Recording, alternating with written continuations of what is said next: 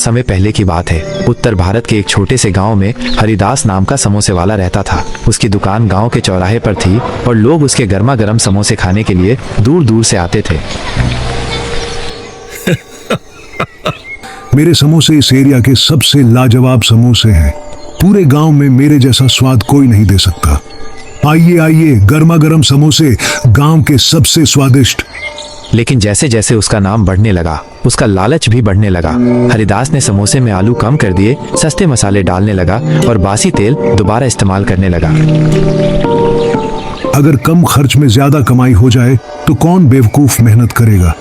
कम खर्च ज्यादा मुनाफा, यही असली व्यापार है। लोगों को स्वाद में फर्क तो महसूस हुआ, पर गांव में और कोई समोसे वाला नहीं था, तो मजबूरी में वे हरिदास से ही खरीदते रहे।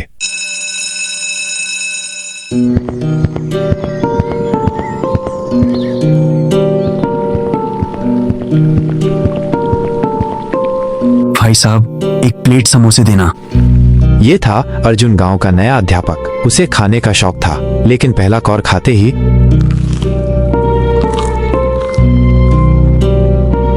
ये क्या, समोसे तो बेस्वाद हैं, आलू में स्वाद ही नहीं, और ये तेल, ये तो बासी लगता है। अर्जुन समझ गया यहाँ कुछ गड़बड़ है, लेकिन उसने कुछ नहीं कहा। वो हरिदास से दोस्ती करने लगा और धीरे धीरे उसकी असलियत जान गया।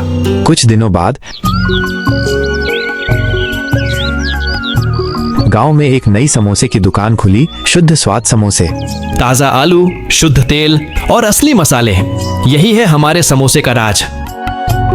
अरे वाह, ये समोसे तो गजब के हैं। लोग खिंचे चले गए और हरिदास की दुकान पर सन्नाटा छा गया। ये नया समोसे वाला मेरा सारा धंधा चौपट कर देगा।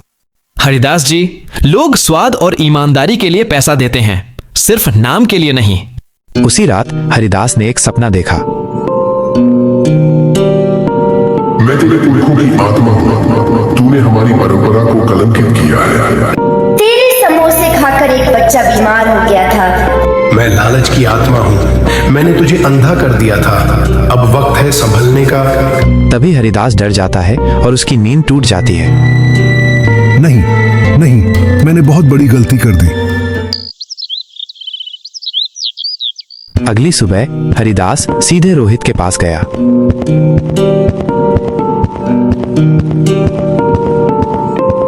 मुझे माफ कर दो रोहित, क्या तुम मुझे अच्छे समोसे बनाना सिखा सकते हो?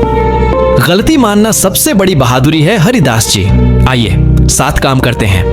अब हरिदास फिर से मेहनत करने लगा। ताज़ा सामग्री, शुद्ध तेल और दिल से सेवा। धीरे धीरे उसकी दुकान पर फिर से भीड़ लगने लगी। वाह, क्या समोसे हैं, अब मजा आ गया। हरिदास और रोहित ने मिलकर एक नई दुकान खोली, हरि रोहित समोसे वाले। अब वहाँ सिर्फ समोसे नहीं, ईमानदारी भी बिकती थी। लालच कभी भी सच्ची सफलता नहीं दिलाता। जो मेहनत करता है, ईमानदारी से काम करता है, वही सच्चा विजेता बनता है। अगर आपको ये कहानी पसंद आई हो तो लाइक करें, सब्सक्राइब करें और शेयर करना न भूलें। मिलते हैं अगली कहानी में, तब तक के लिए नमस्कार।